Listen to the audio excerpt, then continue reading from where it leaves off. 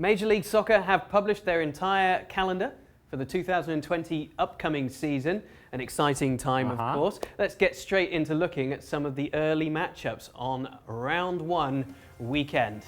This is Nashville coming into the league, taking on former champion Atlanta. And that's supposed to be a rivalry right away, regional rivalry, Nashville against Atlanta. Well, let's see what this expansion team looks like. And by the way, because it is Atlanta, you are also going to get to see what the standard for expansion teams coming into this league looks like. Atlanta has shown you what it can be, what it needs to be, how you get there, what is required to get to that sort of level. Now Nashville and anybody else that is coming in as Inter Miami is, they are expected to try to match that. Good luck. Montreal under Thierry Henry taking on New England. The excitement of Thierry Henry. We'll see if Thierry Henry has a real good idea as to what he's getting himself into. I don't doubt that he knows the game, but his last coaching experience wasn't all that positive, and he's going into a difficult market and a difficult team. A team that sometimes has had talent but has not been able to showcase that with any consistency. And also a little bit of uncertainty as to what the structure of the team is, a little bit of uncertainty as to what the destination and the identity of what the ownership and the group of people that are making decisions, who's making this decision? Is it Joey Saputo or is it Thierry Henry? That in itself is a little questionable in terms of the way that Montreal has been handled, but now Henry comes in, big name, you assume that he's going to get a lot of power and a lot of say-so in decision-making. We'll see. Reigning champion Seattle have a rebranded Chicago Fire to take on at home in the first game.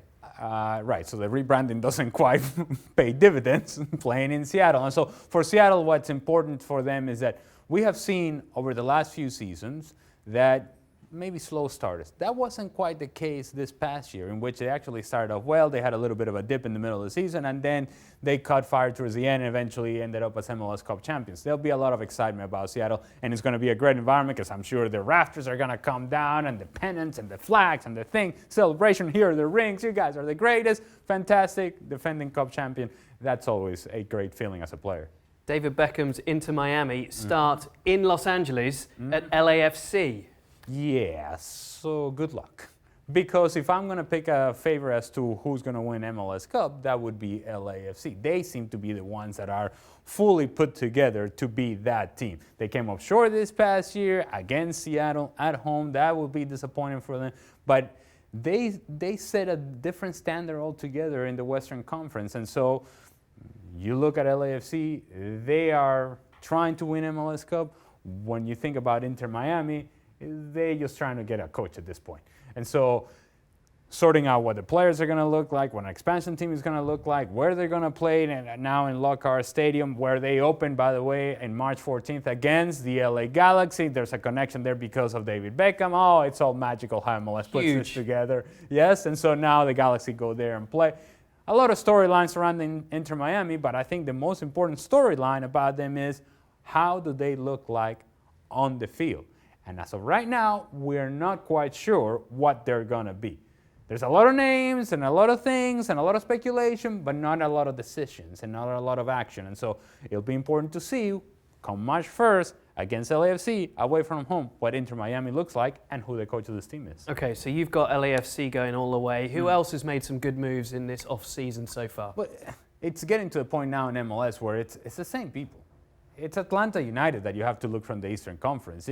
Because of the talent that they already have in place, and you assume that they're going to make some decisions as well. One of the important decisions is Julian Gressel and re-signing him. Atlanta United is a team that I think at times was disappointing last year, but then towards the end seemed to be getting better and then came up short in the playoffs. But they will be the team that you look and you say, you know what, out of the Eastern Conference, these are the guys. Toronto will tell you that, quietly, we did our thing. We got to the final. We re-signed Michael Bradley. I think they need to do more in terms of strengthening that team. But overall, it's going to be the big names.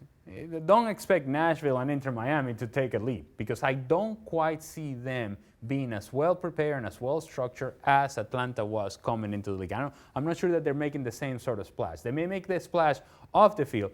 On the field, where it matters, not so sure that they're ready just yet. Okay, so a new season, but again, familiar sounds coming out. It's a big test for the expansion franchises, and of course, it's a couple of months for everyone to still get their work done before the new season kicks off. Well, thank you very much for watching ESPN on YouTube. For more sports highlights and analysis, be sure to download the ESPN app, and for live streaming, premium content, and let's not forget as well, ESPN FC 7 days a week. Subscribe to ESPN+.